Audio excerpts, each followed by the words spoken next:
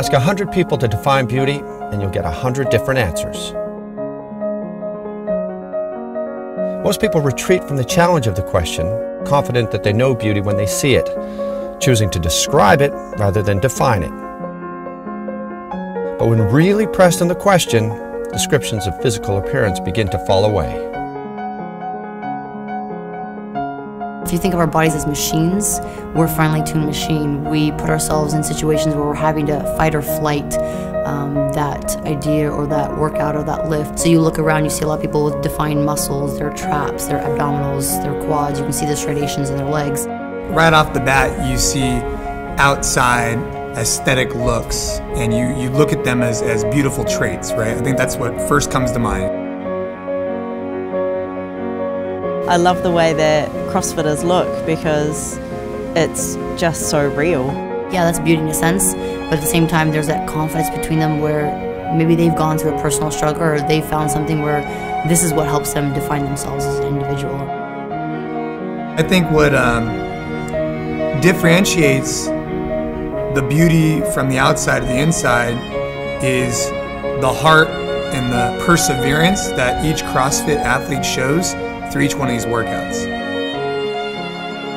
For me, I look at it, it's like I've been able to grow and learn so much, not only physically, but also emotionally, mentally, be in a position where it's like I gotta be able to keep going. So I think that's the other aspect of the beauty. It's beautiful to be fit, but I think for the most part, the way I feel is that anyone who carries themselves with confidence will be beautiful.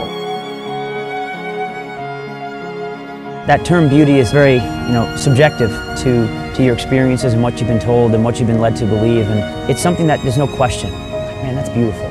Whether it's a waterfall, whether it's a bird flying, whether it's someone, that's just doing an air squat with, with some degree of virtuosity. And that's something that, when you watch any athlete in their apex of their career, there's never a doubt. There's you're like, well, that's awesome. It's beautiful.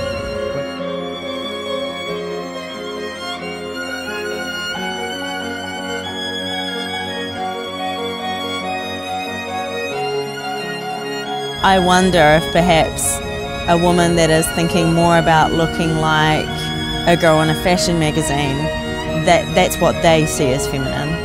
And looking at bulky muscles to them is seeing some kind of masculinity. Growing up, you get a stigma of women aren't supposed to be in the gym getting stronger, lifting. It's like, oh, go run. And you talk to a lot of women that have never done anything. I haven't lifted weights in 20, 30 years. The heroin chic glorified by the fashion industry is at its root inhuman. It demands that life's rich resources, mobility, strength, even intelligence, be squandered in the pursuit of a pitiful aesthetic. So hopefully over the years, what I can expect from my daughter is that there'll be a blend and a cultural shift from looking at just the aesthetic look to looking at how well can this person perform. There are people who spend their entire lives allowing their reflection in the mirror determine their self-esteem, submitting to a cultural judgment established decades ago. But in CrossFit gyms all over the world, mirrors are conspicuous by their absence. Fitness is gauged in reps, in speed, power, virtuosity, and beauty is measured in joy and in pride. That's really what CrossFit's about, making life better. People would be like, oh, wait till you're in your 30s or wait till you're in your 40s. You'll know what it's like. It's really hard to keep the weight off and it just starts piling on and things like that. But I'm not scared of that anymore. And we get wrapped up in the games and it's sexy and it's fun, but gosh, to be able to just say, yeah, I can do that. Maybe not as fast, maybe not as much, but I can do that. Puts you head and shoulders above the majority of the human population, and that's beautiful to me. If you want to look good, do stuff well and do what life demands of you, and everything else will fall into place. If we could get people to focus more on their own health and well-being, I think everything would just become secondary to that. When you see them grow, male and female, as clients that just learn to move and learn to be aware of their body, the comfort they have, you can see it, their shoulders are back, their chin is up, and they just become just different people, and it's really fun to watch the progression. Everyone comes in the gym, they want to lose weight, they want this or that. Next thing you know, I want my first pull-up. I want a body weight clean. I want a double bodyweight back squat. It's what? That's awesome. To recognize and accept the body's gifts and shortcomings and impose discipline over them is for many where beauty begins. And then beauty is no longer fleeting, but becoming.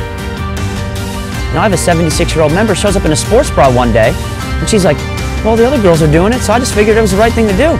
All fired up and throwing down on workouts. I was like, it's the coolest thing in the world. I'm not ashamed of my figure. I like being strong. I like being able to lift nearly as much or more than most of the lads that I work with.